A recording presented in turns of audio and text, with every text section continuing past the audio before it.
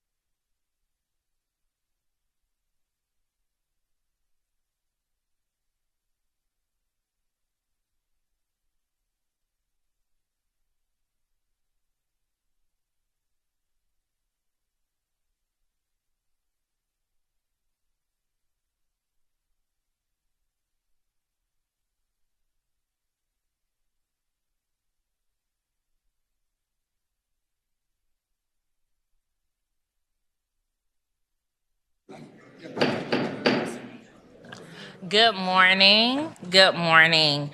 Welcome again. We are going to start with some introductions, and then we'll have a presentation from the Virginia chapter of the American Planning Association. I am Delegate Candy Munden King, representing Prince William and Stafford counties, and very excited to be chairing this committee again, along with a great team. And so I'll start to my right with my vice chair, and we'll make a round of introductions. Thank you, Madam Chair. I'm Delegate Elizabeth Bennett Parker. I represent the 5th District, which is in Alexandria, and used to serve as the Vice Mayor of Alexandria as well.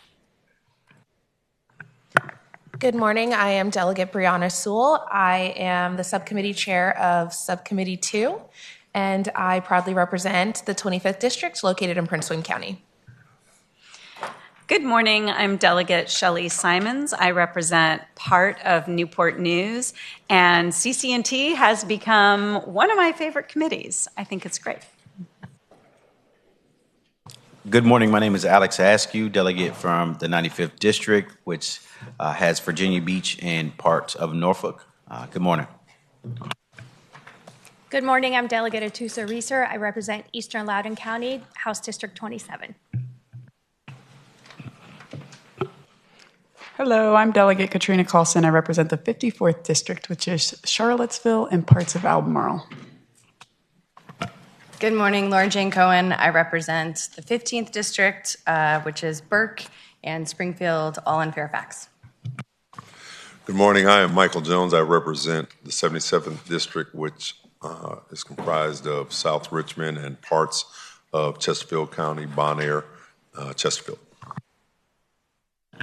Good morning. I'm Delegate Deborah Gardner. I represent the 76th District, which is northern and eastern Chesterfield County. Good morning. My name is Delegate Marty Martinez.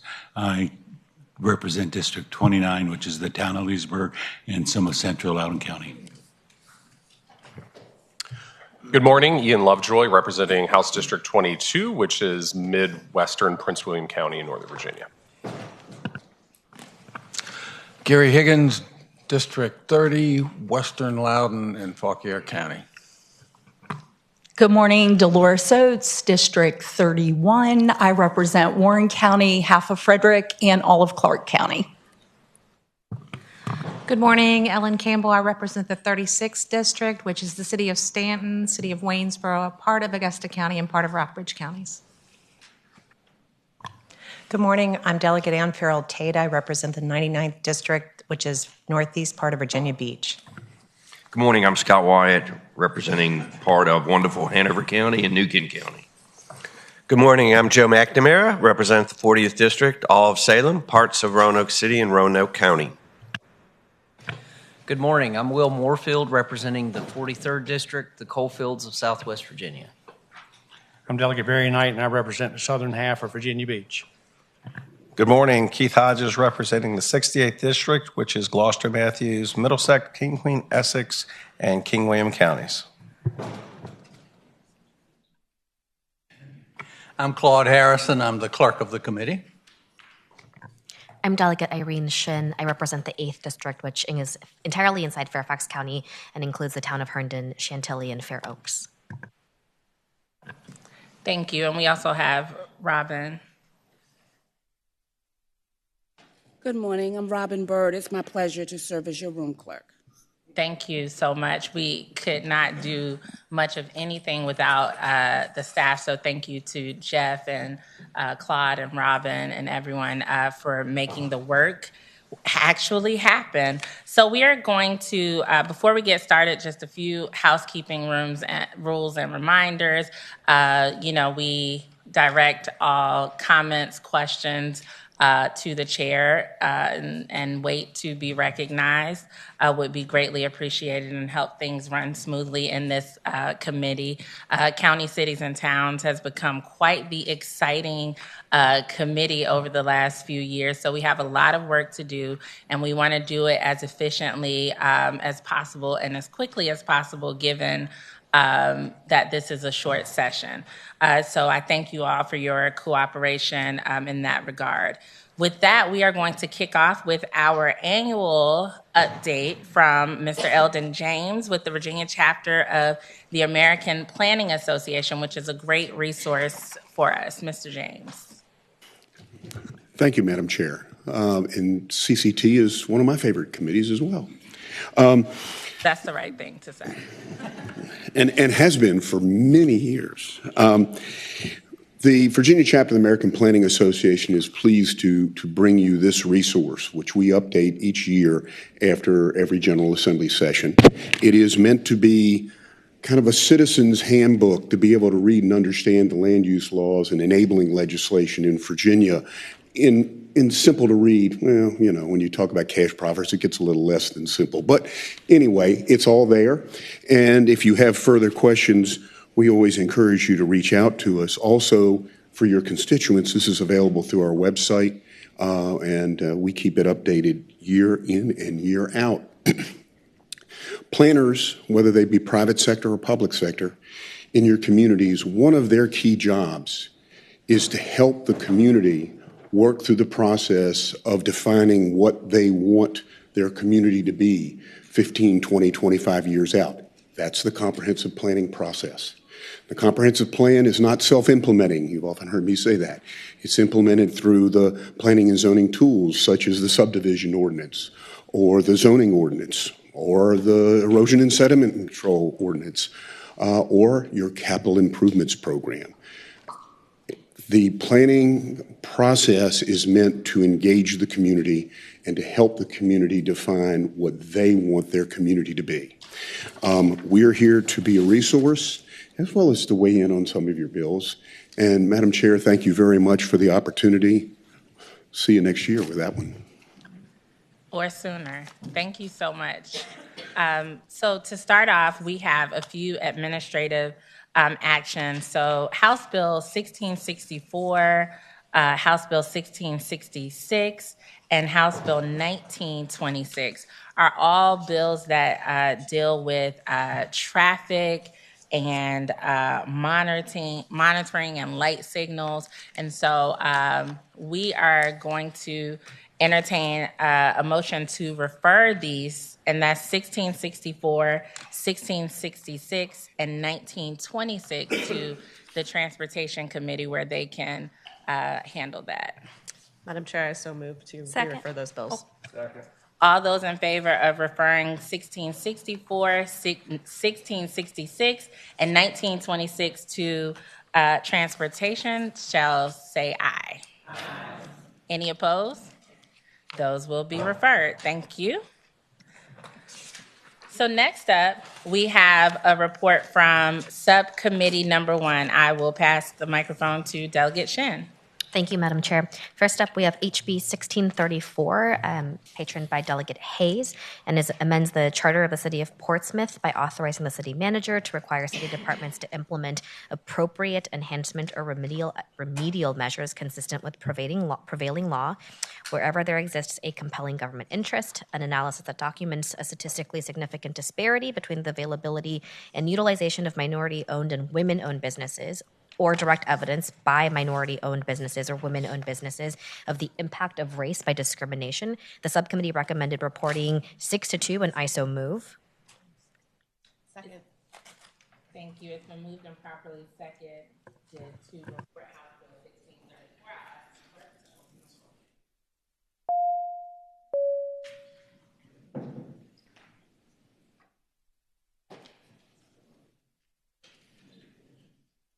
Yeah.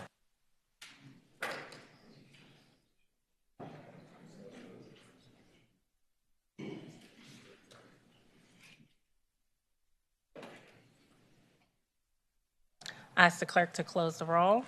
On a vote of 12-10, House Bill 1634 will be reported. Delegate Shen. Thank you, Madam Chair. The next bill is also patroned by Delegate Hayes and is HB 1645, which amends the charter for the City of Chesapeake to clarify the dates for the election in terms of members and council and the mayor, when a sitting council member must resign when running for mayor, and the election of a successor in the event of a vacancy in office.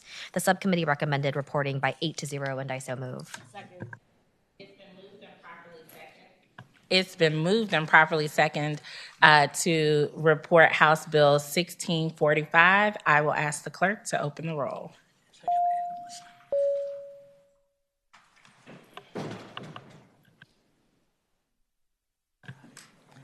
All right, the clerk shall close the roll. House Bill 1645 will report on a very large number that I just missed on the screen. Delegate Shin. Thank you, Madam Chair. The next bill is HB 1696, and the patron was Delegate Askew, which amends the charter for the city of Norfolk to, I'm never going to be able to say the city name right, and someone's going to criticize me for it every time, but the city of Norfolk, okay, to exempt the position of Deputy Fire Chief from the classified service. The subcommittee recommended reporting by 8-0, and I so move. Second. It's been moved and properly second to report House Bill 1696. I'll ask the clerk to open the roll.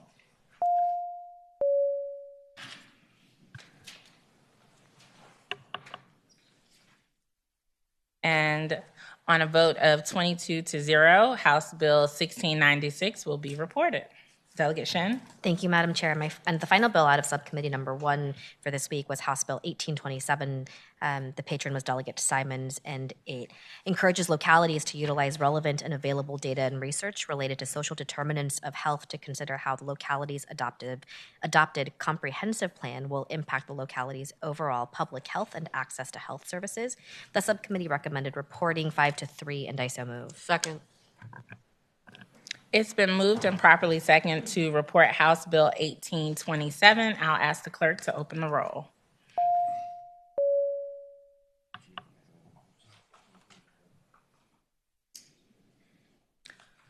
And on a vote of 17-5, House Bill 1827 will be reported. Delegate Shin, was that your last one? That sure was. Thank you, Madam Chair. Thank you. Before we move on to the next committee report, I do want to add that these bills have been, the current bills have been discussed and in committee. We've heard arguments for and against. However, I recognize that all the committee members are not on the subcommittee of particular bills. So if there are questions, please use your request to speak button, and I'm happy to acknowledge those. While we won't, do the whole process, happy to take questions from committee members who may not have been in the subcommittee. And with that, we will move on to Delegate Sewell for subcommittee number 2. Thank you, Madam Chair. Madam Chair, first up, we have House Bill 1601, and I move the adoption of the subcommittee amendment. Second. All those in favor of adopting the subcommittee amendment, say aye. Aye. Any opposed? The amendment is before us. House Bill 1601 requires that an applicant seeking to submit a rezoning application, special exception, or special use permit for the siting of a high-energy use facility perform a site assessment of the sound profile. The bill also includes permissive language for localities to examine the effects of water, agricultural resources, parks, registered historical sites, and forest lands on the noted site and contiguous properties. Subcommittee number 2 recommends reporting with amendments by vote of 5-3, and I so move. Second. It's been moved and properly second to report House Bill 1601. I'll ask the clerk to open the roll. As amended.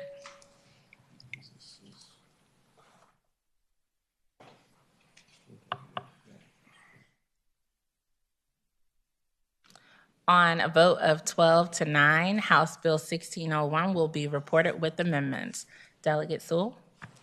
Thank you, Madam Chair. House Bill 1659 authorizes a locality by ordinance to create a local foundation and soil management fund consisting of local appropriated money to address soil settlement, repairs, or challenges to develop land on private property or common interest community.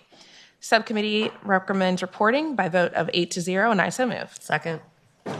It's been moved and properly second to report House Bill 1659. I'll ask the clerk to open the roll.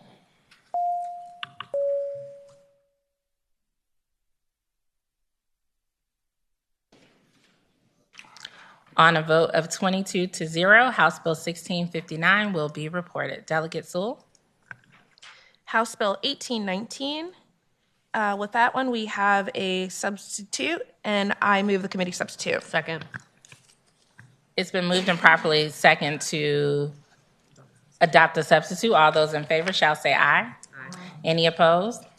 The substitute is before us. Thank you, Madam Chair. House Bill 1819 expands the definition of eligible properties to include condominiums and extends the submission period for a loan application from 2 years to 3 years for a commercial property assessed clean energy, finance program. Subcommittee 2 recommends reporting with substitute on a vote of 7-1, and I so move. Second. It's been moved and properly second to report House Bill 1819. Did I get that number right? Okay. All those who would like to vote can do so on the voting board.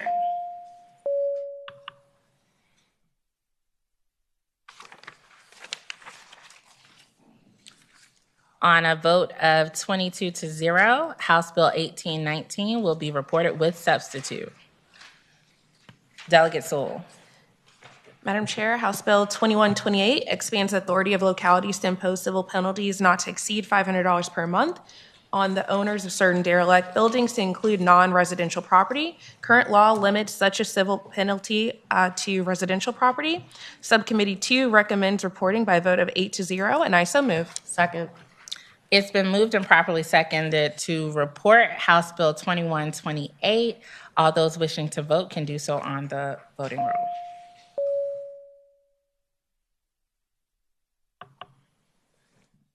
On a vote of 21-1, House Bill 2128 will be reported. Delegate Sewell. The final bill before subcommittee number 2 is House Bill 2137. It adds the City of Falls Church to the list of localities with the authority to provide for an affordable dwelling unit program. Subcommittee 2 recommends reporting by a vote of 6-1, and I so move. Second. Thank you. It's been moved and properly seconded to report House Bill 2137. All those wishing to vote can do so on the roll.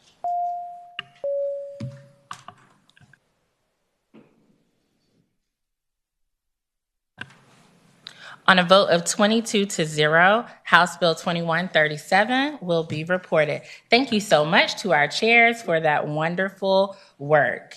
Now we are going to move to the part of the agenda where we have a few bills in front of the full committee, and we will start with our very own Delegate Martinez.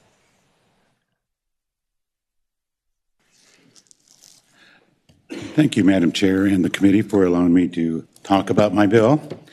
It is a bill I had last year, and there were some misunderstandings, and so I wanted to bring this bill back to clarify some of that. One is the towns do not depend on the money from this tax, which is already established and collected, for their budget. This is more of a revenue generator to help improve their ability to do outreach to their citizens on environmental issues. I'll continue with HB 1764 is identical to my HB 4 from last session that made it all the way to the governor's desk. In 2020, the General Assembly adopted Section 58-1.1-1735 authorizing cities and counties to impose the 5-cent tax on plastic bags. Towns are not included in this authorization. Tax revenue must be used for specific purposes: environmental cleanup, providing educational programs designed to reduce environmental waste, mitigating pollution and litter, and providing reusable waste to recipients of supplemental nutrition assistance programs, SNAP, or Women, Infants, and Children program, WIC, benefits. Many towns provide these services that will qualify for this tax revenue funding. For example, Leesburg has a robust recycling program for residents and downtown businesses. Many litter prevention and collection programs and active resident environment educational programs. Counties impose this tax on businesses within incorporated towns, but there is no requirement to distribute any of this generated tax revenue within the town corporate limits. This proposed legislation calls for distribution of the bag tax to be based on the same formula used to distribute sales tax revenue. This is an existing method that is understood and easy to administer. Would not require the tracking of point-of-sale generation, tax generation. Based on 2023 calendar year bag tax revenue in Loudoun County, the town of Leesburg would have benefited from $48,271 in additional tax revenue to support recycling and litter collection efforts. Loudoun County collected $765,000. Leesburg FY 2023 sales tax distribution percentage was 6.31%. Mayor Kelly Burke from the town of Leesburg is here virtually, and I will defer to her for any questions. Thank you so much. I would like to, that was a very thorough presentation. I think we're all clear. And so I'll just ask folks in the room who are here to speak in support of House Bill 1764 to please come forward. And we have a 2-minute window. So if there are others, please come forward and introduce yourself and share your comments. Good morning, Madam Chair. Michelle Gowdy from the Virginia Municipal League, and we support the bill. Thank you. Is there anyone here to speak against the bill? And I don't think we have anyone online. No. So the bill is back before the committee. Any questions from the committee? Madam Chair, I would move to report the bill. Second. It's been moved and properly second to report House Bill. And I'm sorry, Delegate Higgins, would you like to speak to the motion? Thank you, Madam Chair. Yes, I would like to speak to the motion. You have the floor. I will be supporting the motion, and I want to make it perfectly clear that I do not support the bag tax and would have never voted for it. However, in Loudoun County, we have a number of towns, and much of our commercial business takes place in those towns, and the towns collect the tax and give it to the county, and they get little or nothing back for that. So if the jurisdiction is going to choose to pass this bag tax, which I oppose and would oppose if I was still on the Board of Supervisors, then they should give that money to the towns. We don't have any cities, to the towns that collect the tax. Thank you. Thank you. Thank you. Are there any others? So, Delegate Shen? Madam Chair, I just wanted to thank the patron for bringing this bill back. As a representative for the town of Herndon, I know how important this can be in making sure that there's like a fair distribution of revenue for the towns and supporting the towns with the revenue that's generated by these plastic bag taxes. So I thank the patron for his diligence and perseverance in this. Thank you. The bill is back before us. It's been moved and properly second to report House Bill 1764. All those wishing to vote can do so on the voting board.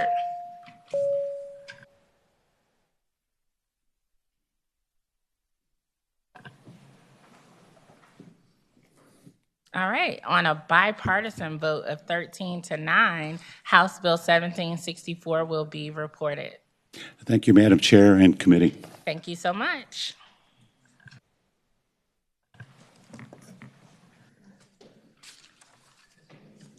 Next up, we have House Bill 1944. Good morning, Madam Chair and members of the committee. Good morning. Madam Chair, before we begin, Housing and VDOT has asked me to add an amendment to this bill, which I spoke with legal counsel about earlier, which is fine with us. Would you like counsel to describe the amendment? Either way, Madam Chair. Thank you. Mm-hmm. Madam Chair, on line 15, this is House Bill 1944. Line 15, after website period add, or after website add, comma, except when federal law requires legal notice to be published in a newspaper. Madam Chair, I move the amendment. Second. It's been moved and properly second to adopt the amendment as described by council. All those in favor shall say aye. Aye. Any opposed? The amendment is before us. Thank you, Madam Chair.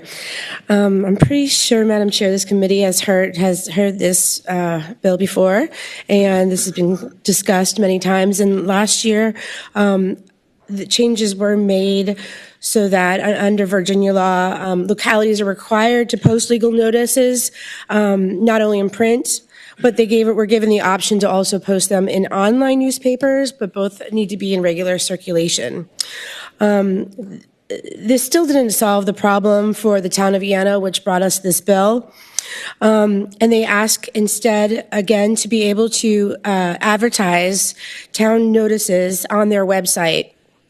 The town of Vienna, and I'm sure many small municipalities throughout the Commonwealth, are spending tens of thousands of dollars each year advertising in newspapers. They believe that this is taxpayer money and that it would be much better spent on public services. So we are asking the committee, if it is at all possible, to be able to pass this legislation so that they can advertise on their website instead of in newspapers. Thank you, Madam Chair and committee members. Thank you, Delegate. Is there anyone in the room here to speak in support of the bill? Good morning, Madam Chair, members of the committee. Joe Lurch with the Virginia Association of Counties.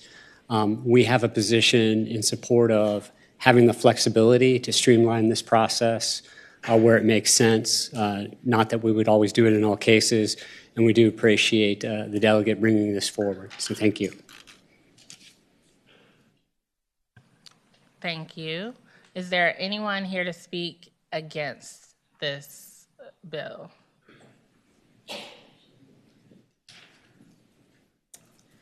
Good morning, Madam Chair, members of the committee. Amy Perrin-Seibert on behalf of the Virginia Press Association. We are opposed to this bill. We had a conversation with Delegate Siebold's office, and she is aware. We have been working for probably since 2018 with VML, VACO, local government attorneys associations to streamline this process and make it as easy as possible and less expensive for local governments. There's a lot of options for people to be able to put things in the paper. In 2019, we made it the law that when it goes in the paper, it's in a print edition. It's also free on the newspaper's website in front of the paywall, and it goes in publicnoticevirginia.com, which is a database that is searchable for anybody in the state. That is actually the law, and it has to be done. So we have it in both places, which is really important for accessibility. Not everybody in the Commonwealth has online-only access. So I think if you put something on a local government website, that there is certainly going to be people who will not be able to get it. We think it's critically important that they stay in an independent third-party location, which is what a newspaper is. Having a local government notice their own notices is not something that we recommend. We've been doing this in the paper for over 100 years. This would be a really huge sea change. As Delegate Siebold said, we had worked last year too to also allow online-only newspapers a new process for them to be able to put legal public notices. So there are lots of options for folks. In Vienna, for example, you have the Washington Post, the Washington Times, Fairfax County Times, the Fairfax North Edition of Connections, and Fairfax.com that you can put legal notices in. So they have plenty of options and opportunities to post their papers, post their public notices in newspapers. And just to let you guys know too, we had a Code Commission study for 2 years where we worked with all those interested parties to streamline this process. Delegate Henson had a bill last year dealing with that, and that we just think that we like to see all that continue to work the way it is. I think also as we're here in the General Assembly, we know there's quite a few things that are happening around the state, like solar siting, data centers. We think those things should all be in public papers so that people know and not on a local government website. So with that, we hope you defeat the bill. Thank you. Thank you. We don't have anyone online, so the bill is back before the committee. Is there anyone on the committee who wishes to speak on the bill? Seeing none, the committee operates on a motion. Hearing none, thank you so much, Delegate Seibel. Would you like the final word? Oh, no, thank you very much for the consideration. Next up, we have House Bill 2054. Delegate Reeser. Madam Chair, would you like me to go to the podium? Or? Yes, please.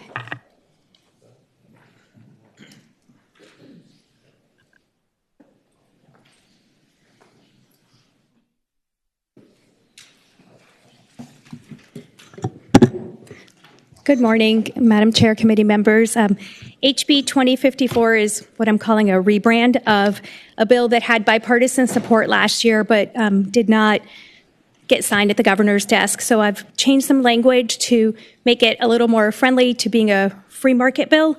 This bill permits localities with a housing affordability program, which are about 7 at the time, to negotiate rather than require to negotiate with developers to set aside affordable housing units within an assisted living facility on or after January of 2026. So I think one of the big differences in the ability to negotiate is that the developer could, for example, ask for more density, and that would not impact the supply chain, which was one of the concerns with the previous bill. Happy to take any questions. Thank you so much. Is there anyone here to speak in support of this bill? Please come forward. Is there anyone here to speak in opposition? And do we have anyone online? Okay, the bill is back before the committee. Happy to take any questions from the committee. I know this is fresh in everyone's mind from just last year. No, the committee operates on a motion. Madam Chair, move to report. Second. It's been moved and properly second to report House Bill 2054. All those wishing to vote can do so on the voting roll.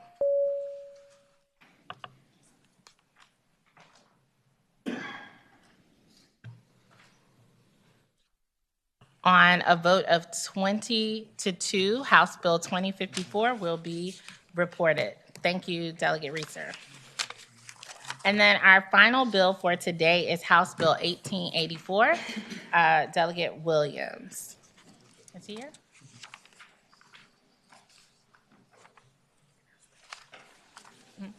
The committee will go at ease.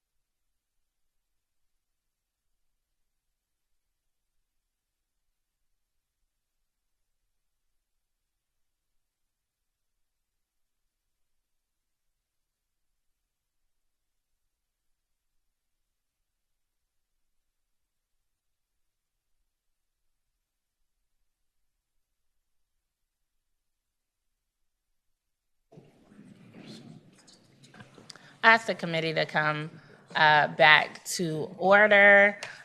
We've waited about 5 minutes, and I don't see Delegate Williams here to speak to his bill. And with that being said, I guess we'll have to hear it another day. So, sure. Madam Chair, I'd like to make a motion, buy for the day of that particular bill. Second. All those in favor of taking House Bill 1884 by for the day shall say aye. Aye. Any opposed? All right, we'll take that by for the day and wish him luck the next time. And with that, our work for today is done. The committee shall rise.